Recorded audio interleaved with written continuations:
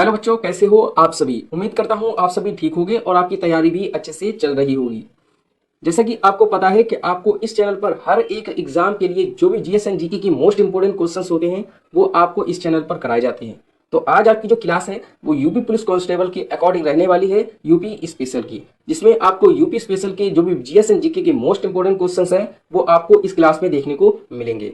तो चलिए देरी ना करते हुए इस क्लास को स्टार्ट करते हैं।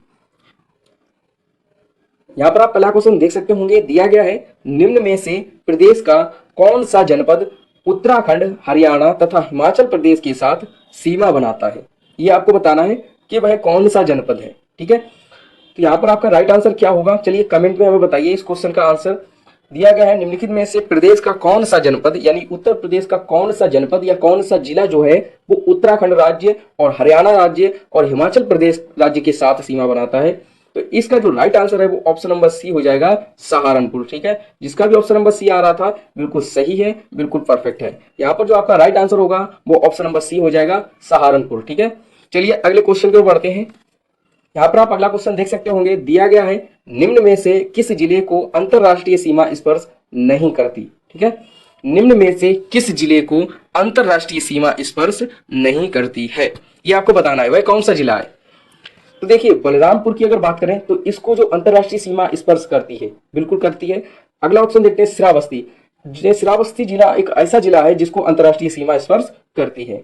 अगला ऑप्शन देखते हैं सी ऑप्शन, पीलीभीत दिया गया है, तो पीलीभीत को भी अंतरराष्ट्रीय सीमा जो है वो स्पर्श करती है। अगला ऑप्शन देखते हैं डी ऑप्शन, बस्ती। बस्ती को जो है अंतरराष्ट्रीय सीमा स्पर्श नहीं करती है। तो यहाँ पर पूछा था कि कौन सा जिला ऐसा है निम्न में से किस जिले को अंतरराष्ट्रीय सीमा स्पर्श नहीं करती आपसे पूछा गया था। तो यहाँ पर जो नहीं करती है वो ऑप्शन नंबर डी नहीं करती, बस्ती। तो यहाँ पर जो आपका राइट आंसर हो जाएगा ऑप्शन नंबर डी हो जाएगा, जिसका भी ऑप्शन नंबर डी आ रहा था बिल्कुल सही है, बिल्कुल परफेक्ट है। ऑप्शन नंबर डी बस्ती आपका राइट आंसर हो जाएगा। चलिए अगले क्वेश्चन की ओर बढ़ते हैं। अगला क्वेश्चन देख सकते होंगे, दिया गया है क्षेत्रफल के घटते क्रम में सही विकल्प का चयन कीजिए। मतलब क्षेत्रफल के घटते क्रम में जो है हमें जो है राज्यों को लगाना है। सबसे बड़ा राज्य कौन सा है, फिर उससे छोटा कौन सा है, फिर उससे छोटा कौन सा है, फिर उससे छोटा कौन सा है, इस क्रम में हमें जो है राज्यों को लगाना है। तो देखिए भारत में अगर पहले नंबर पर अगर बात करें, जो पहले नंबर पर राज्य आता है यानी कहें कि भारत का सबसे बड़ा क्षेत्रफल वाला राज्य कहें तो वह राजस्थान आता है। ठीक है, तो यहाँ पर राजस्थान आपको 3 ऑप्शनों में देखने को मिल रहा होगा। दूसरे नंबर पर आता है वह मध्य प्रदेश आता है, एमपी आता है। ठीक है, तो दूसरे नंबर पर एमपी या मध्य प्रदेश कहें तो ऑप्शन नंबर बी में हमें देखने को मिल रहा है। ठीक है, तीसरे नंबर की अगर हम बात करें तो तीसरे नंबर पर महाराष्ट्र आता है, तो यहाँ पर ऑप्शन नंबर बी में आपको महाराष्ट्र देखने को मिल जाएगा।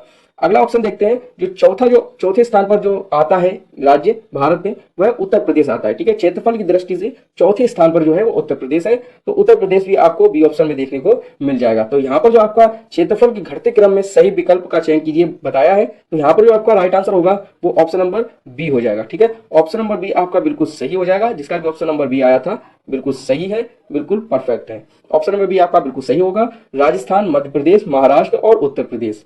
चलिए अगले क्वेश्चन की ओर बढ़ते हैं।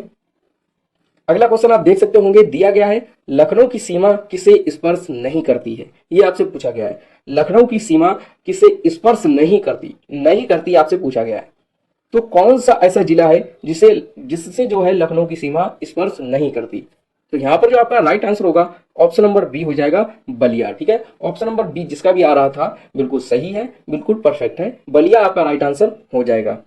चलिए अगले क्वेश्चन की ओर बढ़ते हैं। यहाँ पर आप अगला क्वेश्चन देख सकते होंगे, पश्चिम में कौन सी नदी काफी हद तक उत्तर प्रदेश की सीमा निर्धारित करती है। मतलब काफी हद तक। ठीक है, यहाँ पर यह बताया गया है पश्चिम में मतलब उत्तर प्रदेश यानी यूपी के पश्चिम में कौन सी नदी ऐसी है जो काफी हद तक उत्तर प्रदेश के सीमा निर्धारित करती है, वह आपको नदी बतानी है।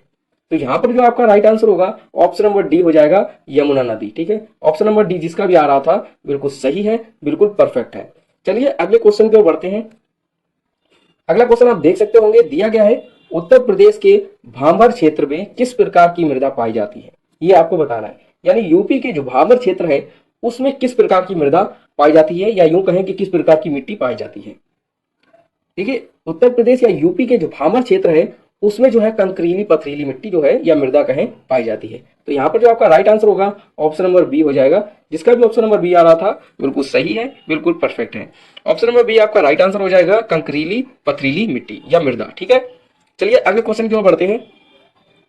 अगला क्वेश्चन आप देख सकते होंगे, उत्तर प्रदेश के किस जिले में सबसे कम वर्षा होती है। देखिए, सबसे अधिक वर्षा पूछा जाए और सबसे कम वर्षा पूछा जाए, इस टाइप के क्वेश्चन भी आपको देखने को मिलेंगे। यूपी में उत्तर प्रदेश के यानी उत्तर प्रदेश के किस जिले में, किस जनपद में सबसे कम वर्षा होती है, मतलब सबसे कम वर्षा किस जनपद में होती है उत्तर प्रदेश के, ये आपसे पूछा गया है क्वेश्चन के माध्यम से। तो यहाँ पर जो आपका राइट आंसर होगा वो ऑप्शन नंबर डी होगा, मथुरा में। ठीक है, जिसका भी ऑप्शन नंबर डी आ रहा था बिल्कुल सही है, बिल्कुल परफेक्ट है। चलिए हमें कमेंट में ये बताइए कि यूपी का ऐसा कौन सा जिला है जिसमें सबसे ज्यादा वर्षा होती है। चलिए कमेंट में हमें बताइए इसका राइट आंसर क्या होगा। यूपी का ऐसा कौन सा जिला है, ऐसा कौन सा जनपद है जिसमें सबसे ज्यादा वर्षा होती है, ये आपको बताना है हमें कमेंट में से। ठीक है, देखिए इस क्वेश्चन का जो राइट आंसर है, जो आपको सामने दिया गया है, उत्तर प्रदेश के किस जिले में सबसे कम वर्षा होती है, तो यहाँ पर जो आपका राइट आंसर है वो ऑप्शन नंबर डी हो चुका है, मथुरा में। ठीक है, चलिए अगले क्वेश्चन की ओर बढ़ते हैं। अगला क्वेश्चन आप देख सकते होंगे फसलों से रिलेटेड है। दिया गया है उत्तर प्रदेश यानी यूपी में प्रमुख रबी फसलें कौन सी हैं। यहाँ पर आपको रबी फसलें देखना है कि रबी फसलें जो है वो कौन सी हैं। देखिए पहला ऑप्शन की अगर बात करें गेहूं, तो गेहूं जो है एक रबी फसल है, बिल्कुल सही है। चने की अगर बात करें, चना एक जो है रबी फसल है, बिल्कुल सही है। मटर की अगर बात करें तो मटर भी एक रबी फसल है। जौ की बात करें तो जौ भी एक रबी फसल है। तो यहाँ पर जो आपका राइट आंसर होगा वो ऑप्शन नंबर ए हो जाएगा। ठीक है, ऑप्शन नंबर ए जिसका भी आ रहा था बिल्कुल सही है, बिल्कुल परफेक्ट है। चलिए अगले क्वेश्चन की ओर बढ़ते हैं। अगला क्वेश्चन आप देख सकते होंगे अर्थव्यवस्था से रिलेटेड है। दिया गया है उत्तर प्रदेश की अर्थव्यवस्था किस पर आधारित है, ये आपसे पूछा गया है। यानी यूपी की जो अर्थव्यवस्था है, इकोनॉमी है, वह किस पर आधारित है, ये आपसे पूछा गया है। देखिए यूपी की जो अर्थव्यवस्था है वो कृषि पर आधारित है। ठीक है, कृषि पर आधारित है। यहाँ पर जो आपका राइट आंसर होगा ऑप्शन नंबर बी हो जाएगा। जिसका भी ऑप्शन नंबर बी आ रहा था बिल्कुल सही है, बिल्कुल परफेक्ट है। ऑप्शन नंबर बी कृषि आपका राइट आंसर हो जाएगा।